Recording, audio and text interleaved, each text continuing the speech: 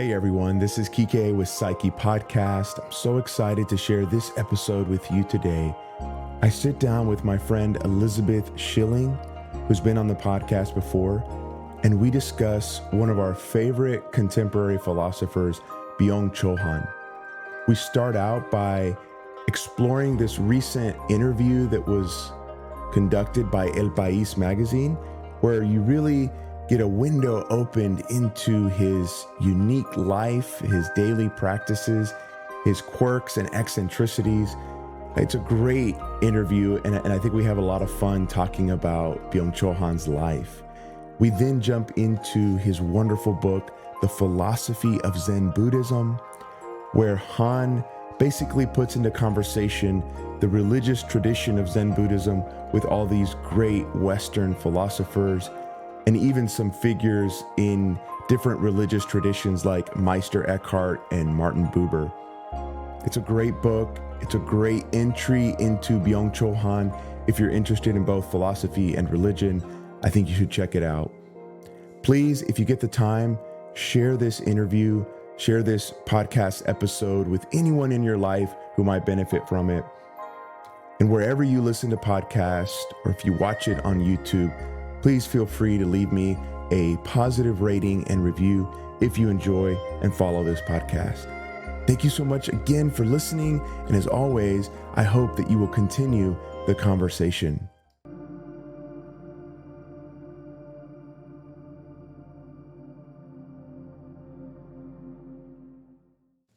So Elisabeth, thank you so much for, being a guest on Psyche Podcast again. It's always wonderful to see you, and I'm really anticipating a great conversation with you to discuss one of our favorite, I think, contemporary philosophers, Byung-Chul Han.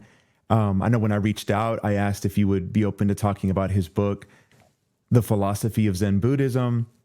But I'm also hoping that we kind of go maybe deep into the recent interview that he did with El País magazine, where he really reveals some interesting things about himself, I thought. But before we do that, let me just ask you something personal, if that's okay. Yeah. I know since the last time we talked, school has started back up for you, and I saw on social media that you were teaching a course on world religions. Yeah, I'm doing world religions and world mythology. So it's my first time for Fascinating. both of those classes, and I love them so much. They're so fun. That's awesome. I think the question that I had as I was thinking about it was, what are some of the questions that like young people are coming to world religions classes? Like, what are people asking about some of those great traditions nowadays? I'd be curious to hear about that. Yeah, I think they're just really interested. Everyone comes to a world religions class with religions that they're more familiar with and less familiar with. So For sure. I think different students are interested in different religions, because like one student was really interested in Judaism, for instance, because she's dating someone who identifies with that faith and she wants to know more about her partner. And then I just love kind of reading. We have like discussion board posts. So they read something and then they write like a small essay, because it's an online class. This one is for me. So, it's just interesting to hear what they're surprised about. And they start making connections, because we're reading about texts from about 8 or 9 different faiths or spiritualities. And so they start to like inevitably compare them. And I think, they're just interested in the personal question, like what can they adopt from each spirituality and religion that can help them cope with like the human condition. Oh, I love that. Do you have like a certain approach that you bring to kind of that subject, world religions? Is it more like comparative, or is there some other way that you kind of frame it? Yeah, I do like to kind of direct them toward the personal. Like I always ask them, well, what out of this, like we have a textbook and then we have a reader, so they can kind of get Sure. the commentary and the overview, and then also like maybe the more canonical text, then I always just ask like what jumps out at you, what compels you, what speaks to you, and why.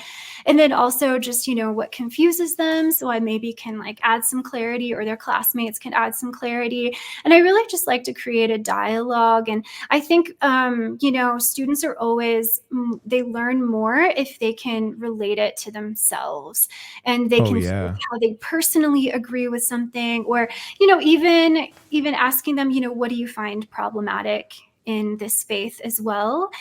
So I try to get them away from like idealizing too much, but then also Okay. being too like unfairly critical, and kind of finding like, I guess with Buddhism, like the middle way. Yeah. Oh, that's so well said. That must be really tough to balance the overly critical with the over idealistic. I know I can kind of seesaw between both of those like modes of being. So that's really interesting that that's one of the things that you feel like you have to navigate too, working with young Yeah. people. Yeah, absolutely. Especially with those, and I can relate to this personally, who have maybe they grew up with a religion and they found it eventually like kind of problematic or toxic. And then I think it's easy for all of us really to kind of attach to, maybe like if you come from a Christian monotheistic background where, you were taught that God is authoritative and powerful and maybe going to punish you if you took the wrong step. And then you have Sure. something like Buddhism that you maybe find later in life in your adulthood, and it doesn't seem so judgmental, and you're kind of coming to it with fresh eyes, and also sort of this maybe even like naive hope that it can redeem and maybe replace something. Because it's really hard to come from a tradition for some people and then just kind of leave it and not have anything to replace it, because religion can be, even if it's problematic, it can be a source of comfort and certainty. It kind of gives you a blueprint in a world where, the universe is silent on our deepest questions. Oh, well said. I couldn't agree more with you, Elizabeth. I think that's powerful. I know that I've gone on that journey and still struggle with it. Having sort of left a type of Christianity, I can turn to a Zen Buddhism or even sometimes non-religious ideologies and sort of idealize them or see them with rose-colored glasses because I think so clearly see some of the issues with a certain type of Christianity that I'm always having to kind of catch myself and say, I think every position probably has its issues and its problems. Nothing's idealistic. Maybe, like you said, finding a middle path is maybe the way forward.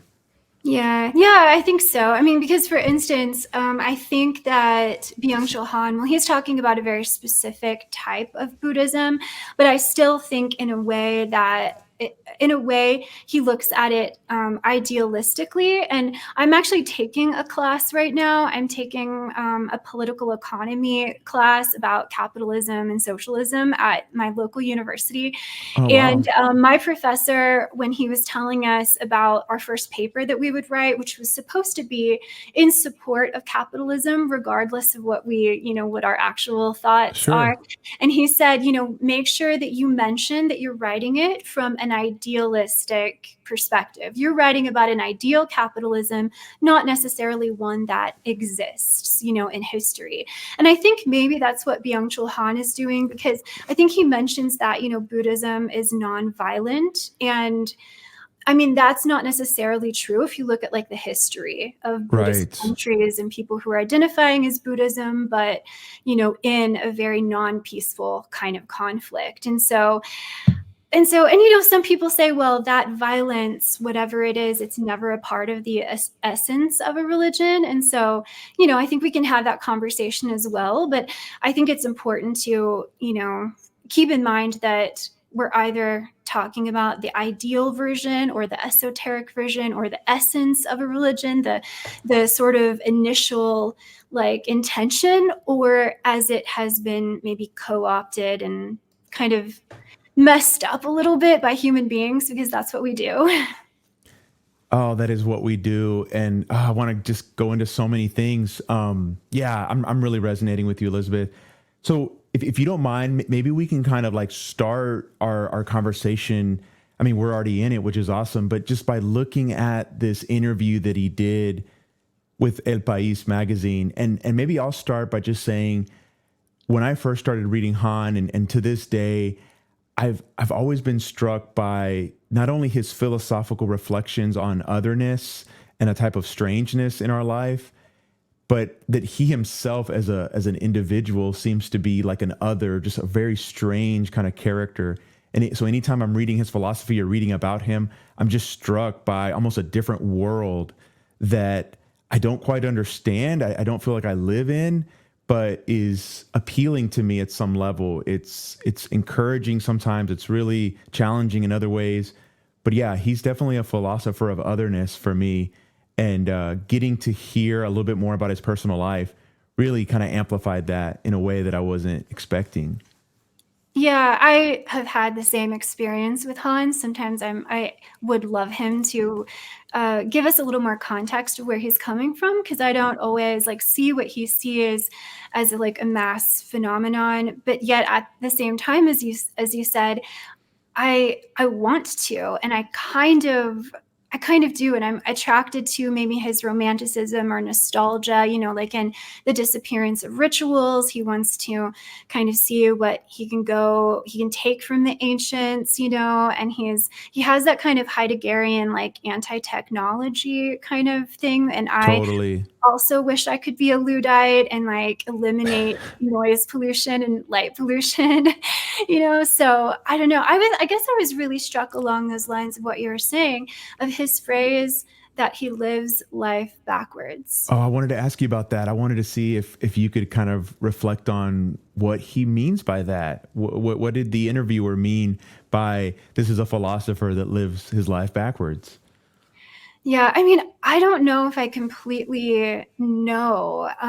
He gave the example of, as he is a Catholic of some sorts, he enters the church when everyone else leaves, or Right. he is awake when everyone else is sleeping, and he's sleeping when everyone else is awake. And so it's kind of like an inverse. Maybe I see it, I don't know, as he's striking his own path. Like Mm, he's not going to be compelled or comfort or coerced or pressured into living life as he sees the majority of people doing. He has his own, I guess, way of being in philosophy. And I think that's wonderful that he has, and I think the interviewer even mentioned this, that he has the ability, like he has the resources, financial, material, the time, etc., to do that. Not everyone can really like have, everyone lives on a continuum of choice, right? And some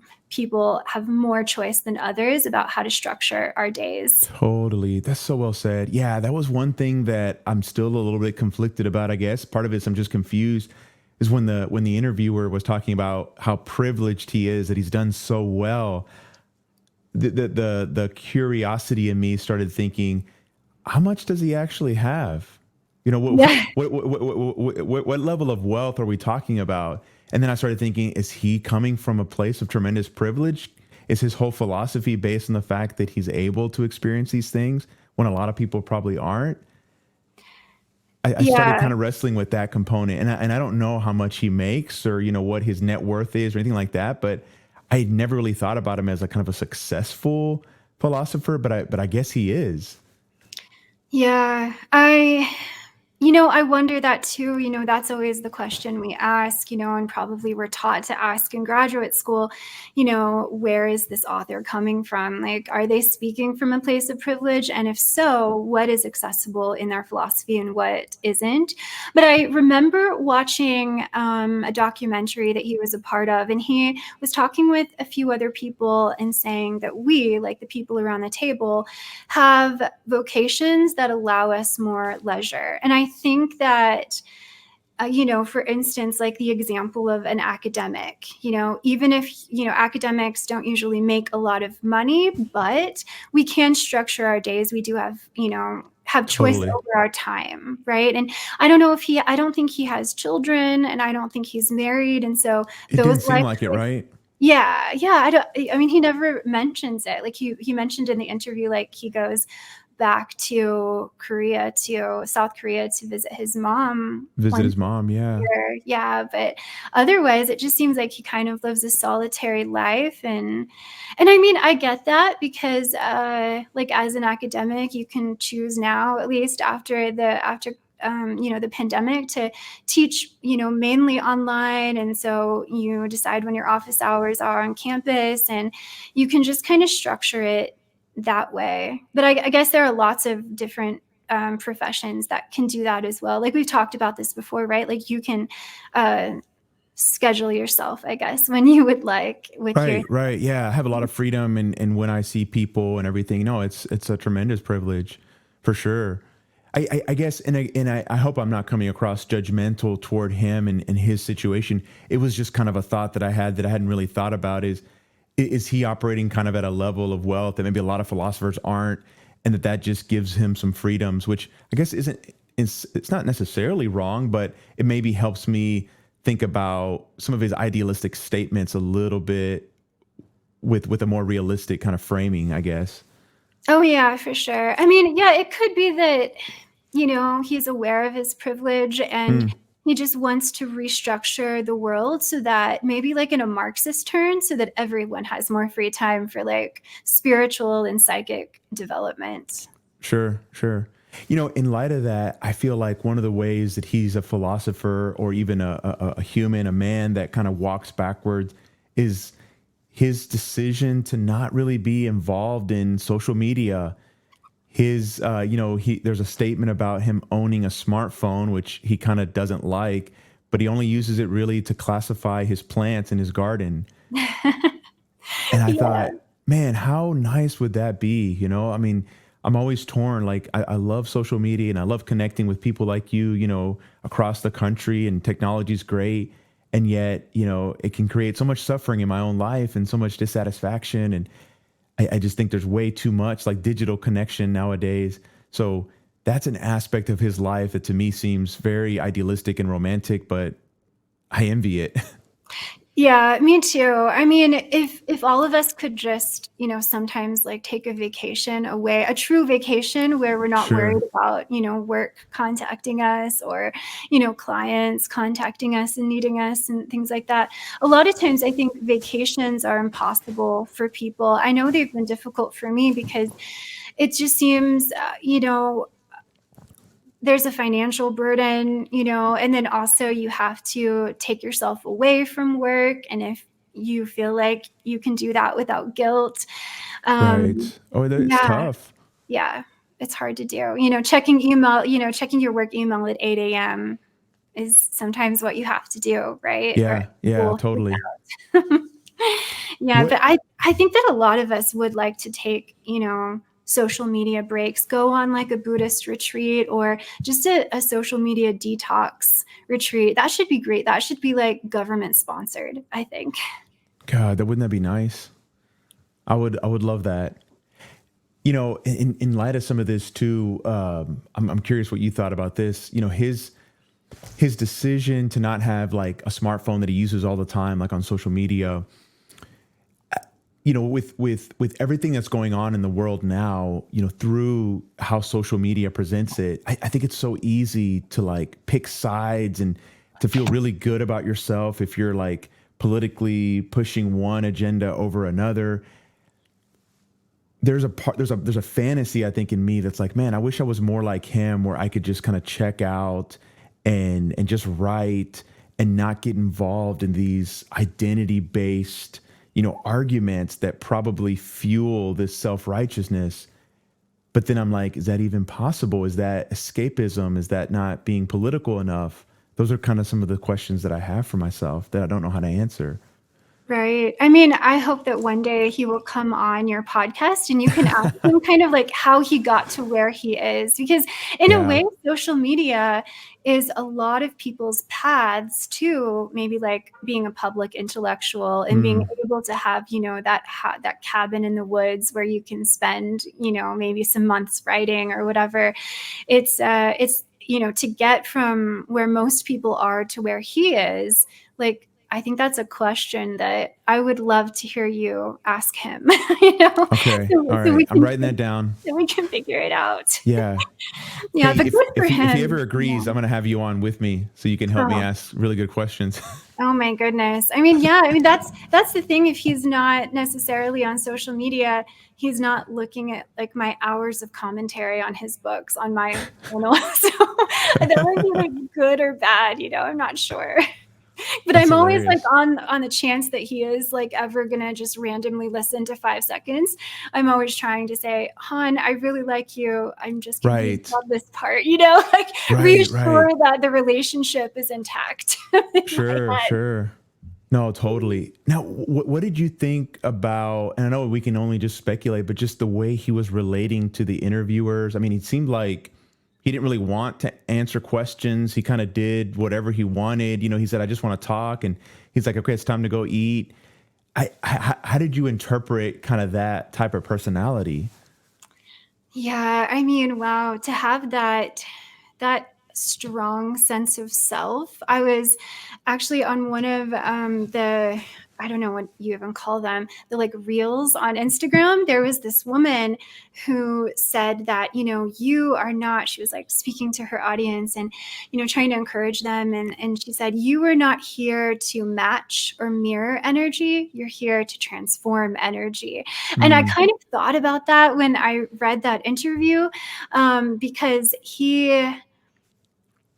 he doesn't seem like a people pleaser, you know? Oh, He the exact seems opposite, right? yeah, right. And so I think a little bit of that, like the middle way again, a little bit of that is good to be really in tune. And you know, I mean, he just seems human. Maybe he's not comfortable when he feels like, because I can imagine that interviews sometimes feel like someone's trying to get something out of you, especially if you're on the level he is of like a hidden celebrity that, you know, people are admiring. And so maybe he just feels more comfortable when he feels as if he's talking among friends instead of someone's trying to get something out of him like content. You know, I Sure. don't know. It's complete Sure. speculation, but I can imagine that would be one of the difficulties of kind of like having some level of fame. Yeah, no, that's a good. Okay, I hadn't thought about it kind of in terms of the fame, but that's a good point. You know, now this is total speculation, and it's definitely coming from my bias and my lens. I spend most of my day, 5 days a week, sitting across from men who have autism spectrum disorder, and I couldn't Mm, help but see some of the similarities in the way he, even in the way he dressed. I know that's like a huge stereotype, but just all black and kind of a little bit disheveled. What he did with his shoes, right? He talked about having dress shoes that he would kind of step on the back heels to make yeah. them the kind of clogs. A lot of my clients do that. I don't always understand why. Oh, And then wow. the way he interacted with people and just wanted to talk about what he was really interested in and kind of didn't seem to have, we can call it not a people pleasing personality, but he just didn't seem to have the need to kind of mirror other people. I was thinking, I wonder if he's neurodivergent. I'm Yeah, not I mean, sure, you know? absolutely, yeah, I mean, I think that, many people can read his interview and, you know, assume that everything is just a choice and really intentional, but Right. for instance, I've read before in, one of his books that he has sleeping issues, and so in the interview, it kind of sounded like or this is just my assumption, I guess, from it, that he's choosing to be awake when other people are asleep because it aligns with his philosophy, but like knowing that he has sleep issues, maybe he's just trying to cope with those sleep issues and figure That out, is such a good point that I you know. missed. Yeah. I obsessed over the type of wine that he drinks to help him fall asleep. I actually went to one of our local stores and found it. It was kind of expensive, but I'm actually saving it to like savor it and think about him and his philosophy. Oh, I love that. That sounds so great. Yeah, no, I Yeah, I'll I have to saw let you that. know how it goes. Absolutely. Oh my gosh. Yeah, it's a Spanish wine, right? Yeah, it's a Spanish wine. I forget the name of it, but yeah, it's something I can't wait to really enjoy. But you're making a good point. I didn't really think about him having kind of maybe sleep issues, maybe a type of insomnia. Maybe it's Mhm. connected to some anxiety. Yeah. And yeah, I think it's easy to kind of idealize him as this kind of like rogue, eccentric philosopher. And I think he is, but maybe some of it is rooted in factors outside of his control that maybe he struggles with and just doesn't maybe write about. So that's really interesting. Yeah. Yeah. I mean, maybe that's a part of the reason that he's so compelling to so many people is because, you know, he's like vulnerable a little bit and we know these details and it kind of Mm, seems like, you know, he's a real person with his own quirky personality. yeah, absolutely. Now, as a female, what did you think about the little segment in the magazine kind of interview where he, on the one hand, affirmed the Me Too movement? I think he was reflecting on. I wasn't aware of the situation, but a famous like coach that went to kiss a female like soccer star, and he was like really down on that. But then he said maybe the movement has gone too far. It's almost like a violence against eros or passion. I was curious if you had any thoughts on that. Oh, that's right. Yeah, that's so interesting. I had forgotten about that. He did kind of create some nuance there.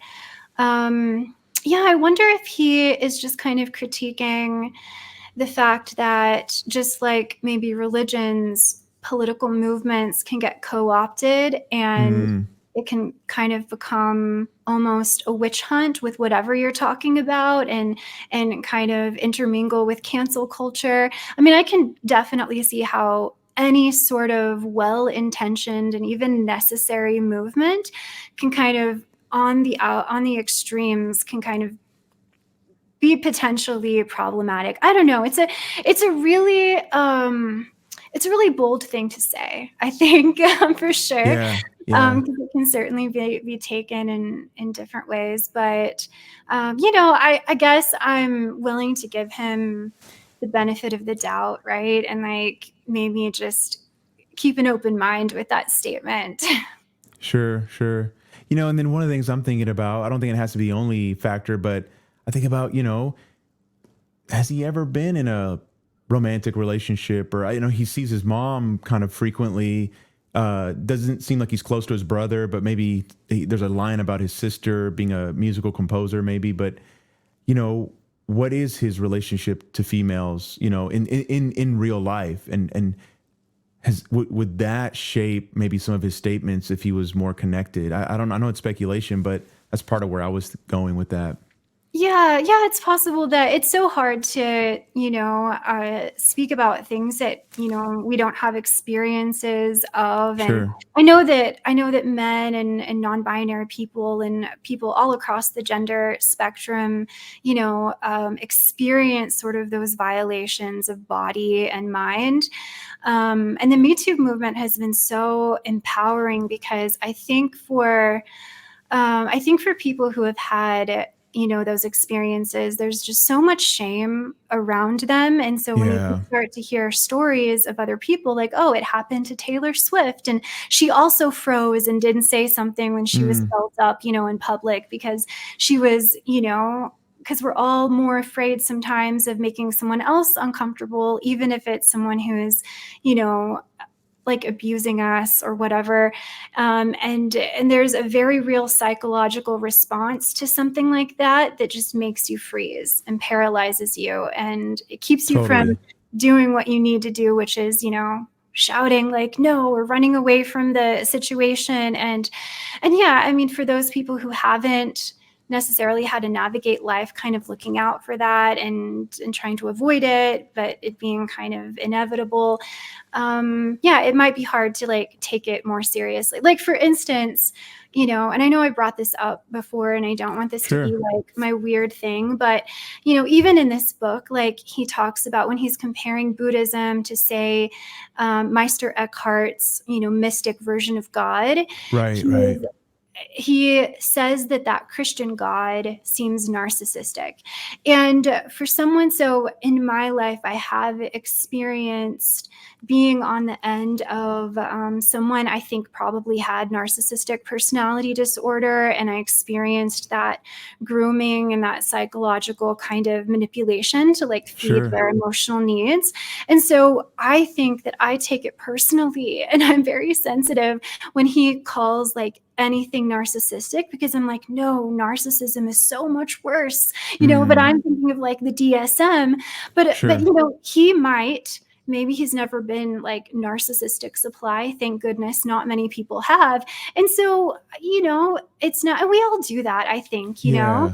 we all have to be told that, no, that's going to offend people. And it really does. But it's just hard to wrap your mind around when you haven't embodied that experience.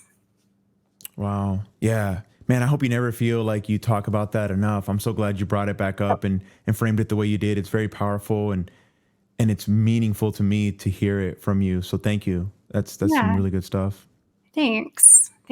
So yeah, so I try to recognize that I'm taking it personally. So, Sure, which is sure. probably one of the things that, I don't know. I'm kind of in the middle of like allowing people to be free with language, but also to listen to people who maybe have something to say about it. Yeah, but I know that he just means like self-absorbed. Sure, So sure. Now, what did you think about the little segment in the interview where I think he even describes himself as a lazy thinker or a lazy person? He only writes about 3 sentences a day. I just had a hard time believing that yeah, I mean that it's so with all the books that he self-deprecating. writes. Yeah, I mean, what? Yeah, that's wild. It's I wild, don't. right? Yeah, I don't know. I mean, maybe he feels like that. Maybe that's his experience. Like it's so effortless. Maybe he just sits down whenever he wants and he just like writes a paragraph or two and then kind of forgets about it, and it just seems like the book writes itself. I mean, that's a really lovely place to be if you're in that kind of flow, but I know that's not the experience of most writers. Okay, yeah. And then, okay, maybe one last question about the interview, unless you have something else, and then maybe we can jump into the book on Zen Buddhism. But what what did you think of his kind of statement around his books, where he says, "I don't really talk about them. They speak for themselves." Oh wow. It just all of the statements that you're bringing up just make me feel as if he just, I don't know, is in his own room by himself. Right. I mean, wow, because we're talking about him, and I know a lot of people that we've talked to in the past on your show sort of have referenced his polemical nature, That's a good way and to put it. Yeah. yeah, and so I'm not sure that he seems like aware of that. I don't know. Maybe he just didn't want to comment on, what people might think of his books. He's trying to. It seems like he is trying to maybe create some distance between Mm, himself and, I don't know, maybe his readers. He doesn't go on, interviews a lot, and so. Maybe he wants to keep himself private, and it's like maybe like an artist. You don't want to necessarily put a comment or a label on your book or be too self-aware. You just want got to you. put it out there and more like observe. So I don't Sure. know. I'm not published, so I'm not sure, what the desire would be once you put something like that out there. Sure. Sure. Okay, so thank you for kind of answering some of my questions on the interview. I'd love to maybe just jump into his book, The Philosophy of Zen Buddhism. For Yeah. for anyone who hasn't read it, it's a great book. It might even be a good place for people to start if they're getting into his work. I don't know if you would agree with that or not. Yeah, I mean, especially if it's great if you're also interested in Buddhism, right? Because then Yes, you have the philosophical take on it, one interpretation of it, and then you get to know right. a little bit about this Buddhist philosophy. So yeah, Yeah. I think it's absolutely would recommend it. And it's great, I won't read all the chapters, but he just has these little short chapters with these little titles: a religion with God, without God, emptiness, no one. And I thought maybe we don't have to go through every chapter or every part of it, but I thought maybe we could start with a few of them and just kind of see where we go in terms of the conversation. I'm really interested in that first chapter, A Religion Without God. Yeah. Can I start with something and just kind of see where you go Yeah, with let's that? do Okay, it. so Great. what I've been thinking about, and a little bit of my background is, I've kind of been on my own sort of journey for a long time in terms of God and religion, and the latest iteration was a type of maybe agnosticism, but then I started thinking more about it and just thinking about my own practices in my own life and thinking, I was like, it's probably closer to a type of Christian atheism. But then there was something about atheism that didn't quite fit with my experience. And then in reading this book and a few others that I've been working through, I've really been getting into this one thinker. He was a humanist, psychoanalyst, Eric Fromm, who actually wrote a great book on Zen Buddhism that I would really recommend. But he uses the concept of non-theism as opposed to atheism. And then Hmm. I'm reading a book now by this guy named Raul Moncayo, who's a practicing Zen like monk and a Lacanian psychoanalyst, and he says that Zen Buddhism is not theistic or atheistic, but it's non-theistic. And so, I guess I wanted to ask you: have you come across that idea of something being non-theistic as opposed to atheistic? Do you see it as a false sort of dichotomy? Is there any resonance for you with that? Do you think Han would maybe like that language of non-theism as opposed to atheism, or yeah, where do you go with that? Yeah, I mean, I think that was one of my questions reading this text. The way he's talking about Zen Buddhism, and maybe it's because there's this assumption that if it's a religion, it's going to have a God, or it's going to have Right, some kind of divine being that you see as an entity. Um, because I might prefer the word, or he used the word spirituality, okay, for this. Um, I mean, Buddhism, I know, because it has different paths and some are like more religious than others, but I do really like that distinction between spirituality and religion. Um, I don't know. It gets so complicated, right? But I will just say to your question, which I am not really. I don't.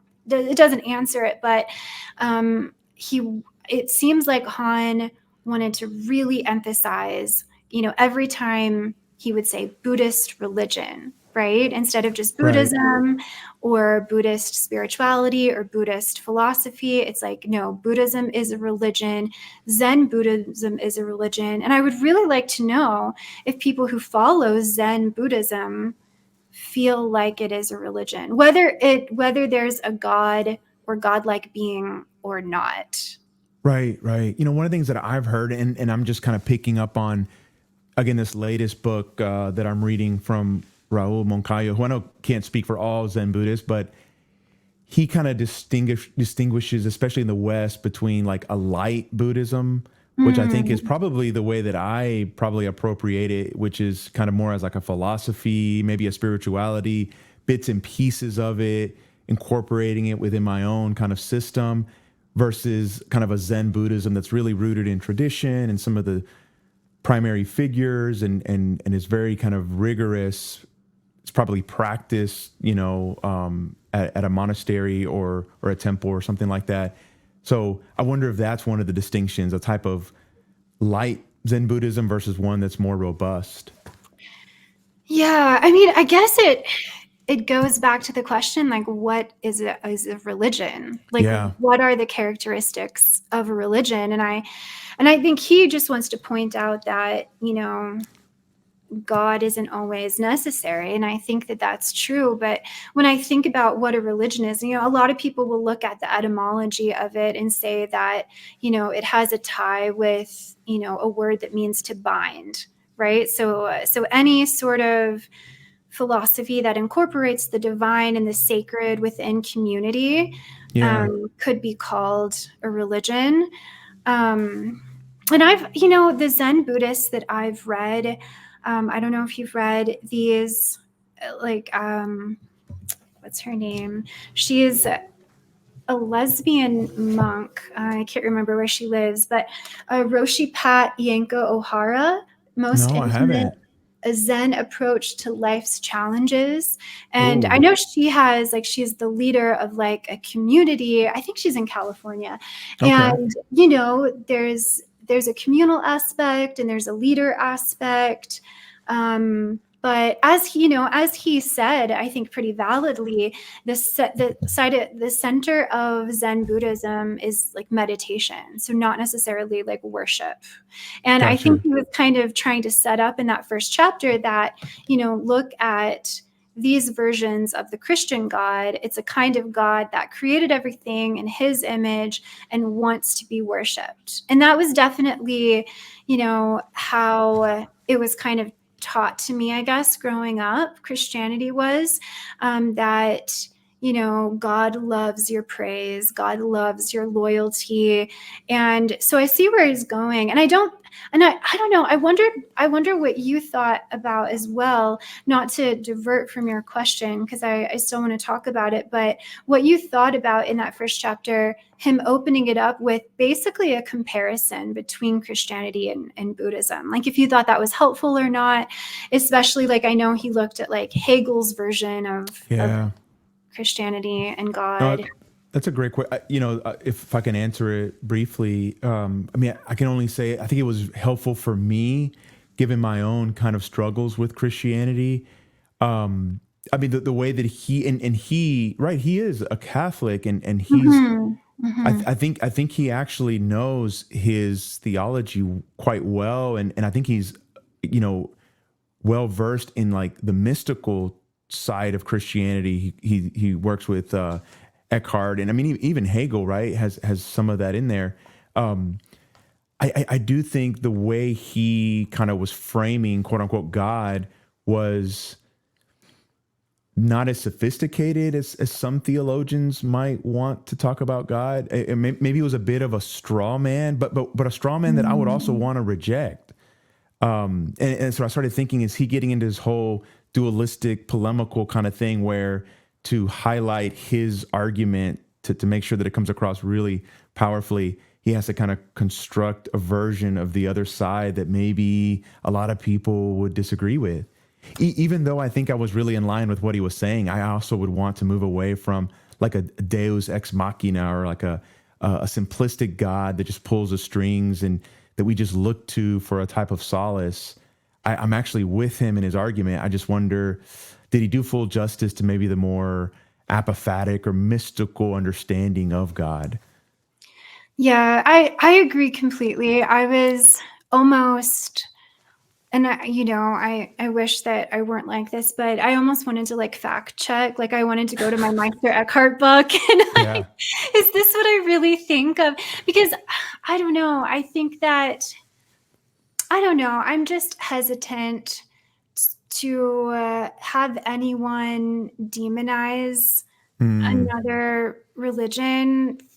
Why do you have to do that if you want to talk about Zen Buddhism? But then again, if he didn't bring in like those philosophers and make those contrasts, would it be the philosophy of Zen Buddhism? Wouldn't it just be another book on Zen Buddhism? So maybe that's a he good felt like point. he had to do that, bringing in philosophers. I don't know. I don't know. It just made me slightly uncomfortable because I felt like maybe he was like not doing justice. Sure, sure. And at the same time, I know it's tough. Like, especially in his short books, he can't do full justice to every nuance, in another tradition. But yes, I resonate with what you said. I wonder, maybe this is a type of bridge into the chapter on no one, Mm, which to me was like the central element that he highlights about Zen Buddhism, which is really this idea of no self, or kind of a type of lack of identity, or some people talk about it as not focusing on like ego, if we're thinking about it in like psychoanalytic terms. And I just wonder if he so sees that as the central aspect that it then bleeds into God, because God, if we don't have a self, then God's not going to be a self. that makes sense within kind of the Zen Buddhist like framework. Right. And you know, how can you have a God when you are practicing non-attachment as well, Right, right? right. Um, yeah, you know, I have read in some of my readings about Zen Buddhism that idea of the no self, you know, that instead of like waking up in the day and being led by your ego and basing your interactions with others on your past interactions with them, to kind of, I think O'Hara mentions it as walking through as if you had holes in the self and Hmm. everything just flows in and out, and you are very present. You know, you were very aware and attentive of the now. And I think Han really wants to emphasize that this is a religion, we can just use his words, of eminence. It is not a religion of transcendence. It's one where there's a radical acceptance of what is. And I think he's trying to like contrast maybe other religious traditions that are trying to like escape in Yeah, some way. But at the same time, isn't Buddhism glad to escape the wheel of samsara and reincarnation, right? Death and birth. Like you want to, I know the bodhisattvas come back to earth, but so they can like help others be enlightened. But ultimately, don't Buddhists want to escape rebirth? You know, and so there is kind of a look toward the future and a look toward improving and elevating your soul. totally, totally. I think that really resonates with me. I think this connects to something I wanted to bring up, which was one of the things that I both love about Zen Buddhism that I struggle with the most is actually this idea of like no self, because I think with my own anxiety and my own like ego and all the very human parts of me, I want a sort of philosophy or a spirituality or religion to sort of call me out on some of that stuff and to help me manage it and for it not to be so extreme. But then I have moments of, man, this just is not very realistic. Like we're just way too human and we have egos and we struggle and how, yeah, how realistic is it to actually step into a place where we're saying we don't have a self? It just seems almost like a denial of something that's just so central. So I'm stuck. I both love it and then I also almost recoil against it. Yeah, yeah, I see what you're saying. I mean, I think personally, for me, it can feel so freeing. Like I have to remind myself, I think, to like be present, right? And not be Sure, me in too. my mind and lead by my, you know, fearful self-consciousness. And then also like in my practices of meditation, um, it feels so good almost. It feels so Mm, cleansing to like maybe just tune into my body and to calm my mind. And it almost feels like whatever self I've constructed, that can be shelved, or to meet yeah, people and just try to experience them instead of like project onto them, or you know, try to figure out power dynamics or whatever it is when we do when we meet people. In totally. a sense, you know, like I feel like there is a shift in mindset. You know, it's like a no self mindset that does feel really nice. But I see what you mean, like in trying to find a balance. Like sometimes you do need to like tend to the self, like even in like inner child work. Yeah, yeah, yeah, yeah. And I was even thinking too, like, no, I'm really in line with what you're saying, where I think this was in Byung-Chul Han, or maybe it was another book where it talked about, I mean, if you really push the non-attachment idea and no self, you're going to get to a place where there's not like the deep sadness or it doesn't linger very much, but there's also not tremendous excitement or happiness or, you know, sort of the excess on the positive side. And I don't know that I want to let that go. as Right. Yeah. as painful and as excruciating as falling in love has been, I also wouldn't trade it for all the world. Or sometimes, you know, I'll do something to excess that probably isn't the best, but it was wonderful. as well. And so I struggle with, I guess, the no self and non-attachment in those moments when I'm drawn to a type of excess. Yeah, there's this book called, I don't know if you've read it. It's by Don Miguel Ruiz, I think, or Okay. maybe Don Miguel Ruiz Jr., because I know they both write books called The 5 Levels of Attachment. And I've taught Hmm. this in my classes. And it says that the author says that your most authentic self is at 0 attachment. And then it goes all the way to like violent zealousness. And my students always respond that your authentic self, if it has to be completely non-attached, sounds so lifeless and Yeah. robotic, like, like so I get that. But trying to think of the central tenets of Buddhism, that one, we're trying to decrease suffering, and 2, we're trying to hold in our minds the middle way.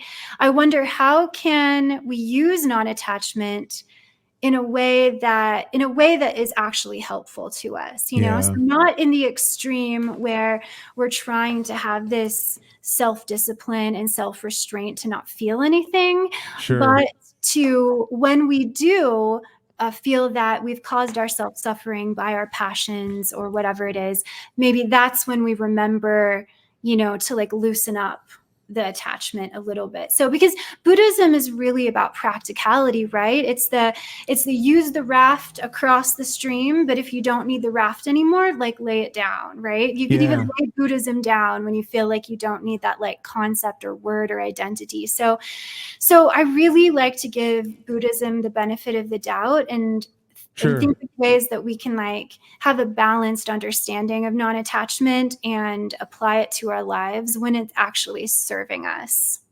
Yeah. Yeah. No, no. Okay. I like that a lot. And maybe this is, I'm just really thinking out loud. This is why I struggle to sort of land in any one tradition. And I think that would be critiqued by a lot of people as I'm being wishy-washy, but because I don't want to come across as just, you know, picking and choosing, but if I'm really honest, it's kind of what I do. I see those elements in Zen Buddhism that I really resonate with as not just a coping strategy, but as a real tool to help manage certain things, to help manage excess, to help manage sort of attachment that becomes really unhealthy, almost like a type of addiction. But I don't know that I can endorse it to the degree that maybe the tradition does. And I'm okay with that. Yeah, no, I totally align with that too. If people are gonna, judge for that, then I have to, also include myself in that, because I feel like my spirituality sort of takes or borrows from like the religions of the Far East and a little bit of Hinduism. And I just kind of, work with what I'm working with and what helps me. Sure. But yeah, if Zen Buddhism is in fact how Han, articulates it as, maybe that is a reason that I cannot fully be a Buddhist, because if Hmm. he's saying that there's this radical acceptance and no desire to escape, I just, in my meditations, like I want to connect to my higher self. I want to connect to more enlightened spirits and energies in the universe that can, help me tune into love and gratitude. And so I do want to, and I would call that transcendence. Like I want to Hmm. transcend the energies of fear and ego that weigh me down and that are self-destructive. So I don't know. So yeah, so I can't buy fully into, because I don't know, it almost feels like, and this might be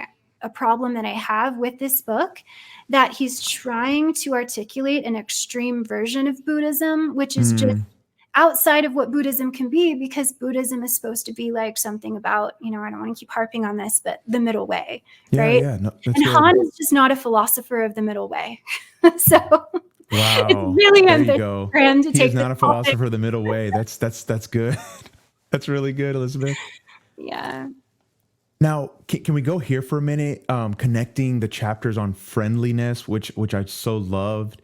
I mean, I really love that concept in Han, and emptiness, which I think, what is that? Is that sunyata in Yeah, the yeah, Sanskrit? Okay, I think so so. how do you have a way in which you understand both of those concepts, and then how they're connected for him? Have you thought about that? Yeah, I mean, I'm not sure. I've seen this idea of friendliness and just made me, yeah, the idea of friendliness in various books of his. There's also the book Absence, right? Yeah, Which which also I've read kind parts of, of, which is so good. yeah, and he also talks about friendliness in this one as well. Like, for instance, he gives the example of a greeting, and he looks at the etymology of greeting as connected to grunting. The difference between meeting someone and, either wanting something from them, even a response. Like, if you greet them and you say, "Good morning," you want something back, right? Like, Mm, you want their attention, you want them to receive your gift and reciprocate. And so he talks about the contrast with that, a more friendly greeting in like different Asian countries, where there's bowing and there's even an avoidance of eye contact, and it's an emptying of self to kind of in a Heideggerian move to allow the other presence to be. It's mm, a greeting is, so I'm greeting you, and the way I'm greeting you is to kind of empty myself and let you blossom, in that moment. And that's a true greeting. And I think that's how friendliness relates maybe to emptiness and the no self in Han's absolutely. thinking. Yeah, and I think he likes that. So it's he says that Buddhism is not a religion of like power over, right, or authority, or it's just, Which I liked a lot of that. yeah. Yeah, Yeah. I feel like I interrupted you. Oh, no, no, no, No, no, no. okay. I You was didn't want to that's finish this good. thought? Okay. Yeah. Yeah, I mean, no, I don't think there's anything that I can really add. I mean, I think I'm right in line with how you understood it. I guess the one thing that I'll say is it's interesting, my own like relational approach, my own biases coming into even the concept of friendliness. I think originally I was thinking that it was just a type of like being out in the world and being open to others and hospitable and loving and kind and generous, probably coming from some of my sort of Christian values that are still in there. But I don't think that's what he means at all. Right. Yeah, I don't, because I think that, that sort of, compassionate or like Christian like presence almost. We don't have to call it that, but it has to do with, and I don't know if you would agree, but with maybe sacrifice and Yes. service. Yes. And I think even those And terms, love. yeah, and love, sure, would signal to Han ego. And he really wants Right. Buddhism Right. to be a dying to ego. And yeah, and so I don't, so because he's talking about emptiness, he's talking about nothingness, um non-narcissism, no God, groundlessness, as a way to be peaceful and harmonic. I think he just wants to swing the pendulum, not even, and I know he's just describing what he sees in Buddhism, but I think his whole work is trying to swing the pendulum back from something that I don't even know. I was going to say like antagonistic, but then he like wants us to like be confronted by the other. Right. So Right. I don't know. I'm trying to like figure it out, but it seems like in how he's talking about Buddhism seems somewhat in line with his like entire philosophy of how he wants humanity to be. And that's no, I couldn't agree more. That's kind of why, but I'm glad you added the caveat if someone's especially interested in Buddhism. That's why I said it might be a good place for some people to start. Because I think it would have actually been helpful for me to have read this first and then some of his other more like political or works on like technology. I think I would have had a better grasp of where he was coming from. But you said two words, peaceful and harmonic, which I love. But I'm thinking, man, when I hear those words apart from Han, I probably think about them more in like the Western Christian. I keep on saying Christian because that's sort of like that's like my religious kind of not even upbringing, but like early adulthood experience. And I think, kind of like not just kumbaya, but it's there's a lot of positive emotion, and there's, yeah, the self-sacrifice and peace and harmonic, things are feeling good, and there's not like violence or conflict. And I think he would endorse a version of that, but this very like other vision where there's no selves. It's reality existing next to other things, and there's a state of just like peace, I guess. But that's just so foreign. I have no way of really understanding what that's actually like. And I realize that's my own limitation and kind of upbringing, but I both love it. It seems fascinating. This concept of friendliness, everything kind of being open to something else, like an emptying of the ego. But man, I don't know what that feels like or what that looks like. Yeah, I mean, and even though, I just said, I'm just going to contradict myself. I just said that Han, like this really relates to his other works, but I guess I have to keep in mind that he's not, as far as I know, he doesn't identify as Buddhist, right? So if he really No, loved I this think he said he's way, a Catholic, right? yeah, he's a Catholic, and so I think that's just interesting. He's upholding, speaking of Buddhism so positively and Christianity so like negatively, but then I mean, maybe he should write a book about Catholicism. But if there are no selves, then how can we have eros? How can we have an encounter with the other? Because isn't the other a self? That's and I didn't want to just come across like just playing too much on like logic or reason, but I was even thinking. I mean, you brought up a beautiful example of, and I love the idea of the friendliness and greeting, and we're bowing down and emptying ourselves for the sake of the other. But it's for the sake of the other. I mean, are they an other? What is an other? Is it a self? It just gets confusing to me. I don't know how to hold it all together. Yeah. How I about think the only way to not hold it, the only way to like try to hold it together is to like not go to the extreme. Because when I okay? think that, because you might think in a way that if you are constantly in this kind of Buddhist way, as Han is articulating it, always empty, always no self, that people are going to feel like they can't get close to you, maybe, right? But I think that Buddhists, as a living spirituality and tradition, like wouldn't feel necessarily in their day-to-day like they couldn't get close to people or couldn't like experience compassion and love and connection. Sure. So I don't know. I just think that to understand it, it needs to be a little more dynamic and nuanced and flowing Okay.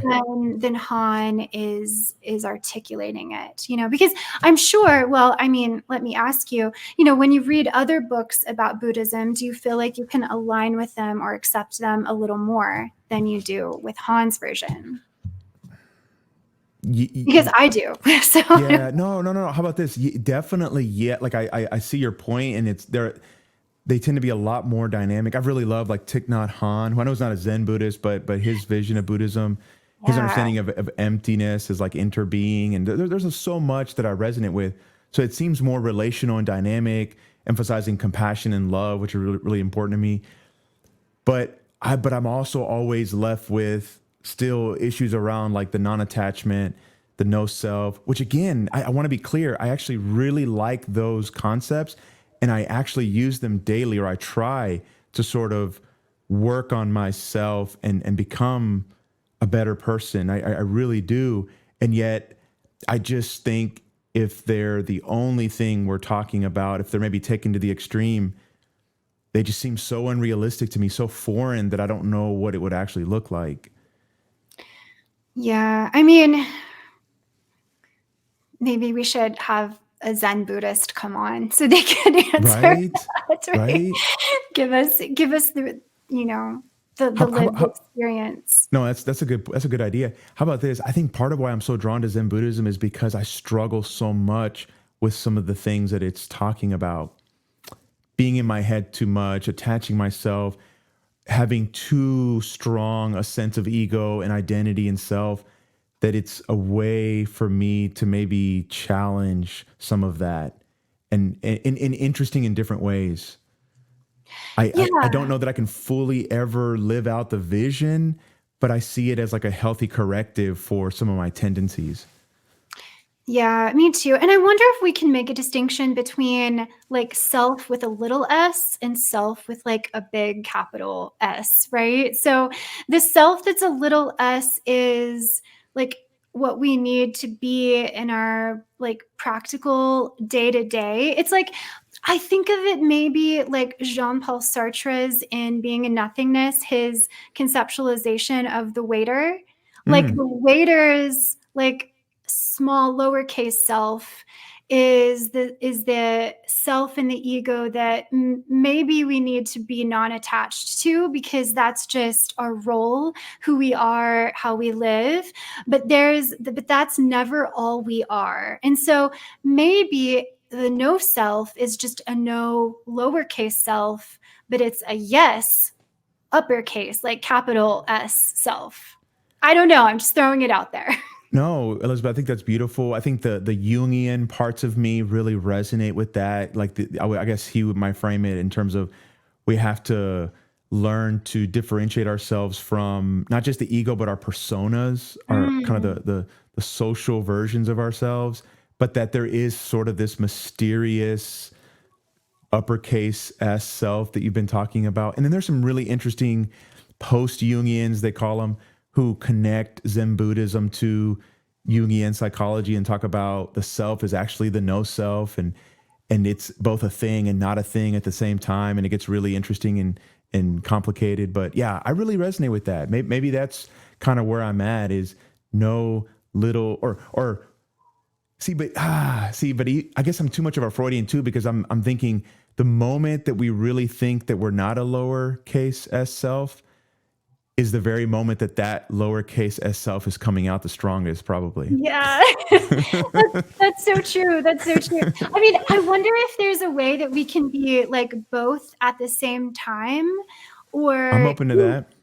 I mean, because for instance, like we can be who we are and interacting with others, but we can be like a more present version of that, Sure, sure. right? So I don't know. So maybe looking at it like on a continuum or something. I don't know. I mean, I think I probably can't, speak for it any non-attachment more than you can, because like I guess there are reasons as well that I need to self-reflect on that, I don't identify as a Buddhist. So, Mm.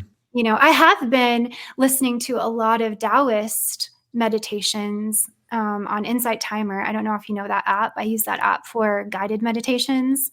No, but I'm gonna check it out. Inside Timer. Thank you for Mhm. that. Yeah, it has a free version and then it has like a subscription, but the free Okay. version is great.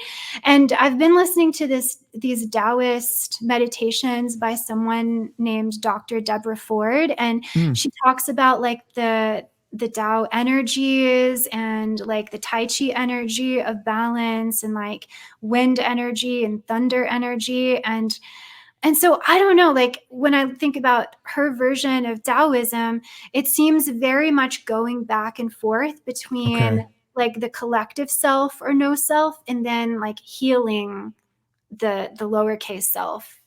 And Right, right, right. yeah, so it seems so I don't know. I mean, with religion, there's so many ways to interpret it, but yeah, I get you. Like an extreme non-attachment is really hard to digest, I think, for many people. Sure, sure. Oh, okay. So I know, Elizabeth, I probably should jump off. I have something I have to go to, but I just want to thank you so much for your time and your brilliant thoughts and this conversation. I guess before we do sign off, is there anything else you would want to share as we come to a close? Um, no, not really. Just that Han is a great person to grapple with. So, Absolutely. you know, Yeah, and I think if anyone reads it, they'll probably find lots of things that they resonate with and lots of things they don't like. But I think it is a great way to have fruitful conversations with people in your life. absolutely. Yeah, I'm interested to see what Stephen Knepper thinks about this book if he's read it. Yeah, right? I actually reached out. I think he did, and he really liked it. And he said, "I can't wait for there to be a podcast episode about it." So we'll have to share it with him. Yeah, absolutely. Or maybe we could do absence together. There's another Buddhist. Because I think, well, maybe it's not all Buddhism. It's just Far Eastern thought. But he includes like Zen in it. So I don't know. It's up to you. You've had some great people on. So I guess the last thing I want to say is great job, your podcast. I hope that it continues reaching more people because Thank you. great conversations, such interesting topics. Thank you, Elizabeth. I appreciate it. Okay, well, until next time. Okay, until next time, continue the conversation, as you say. Thank you.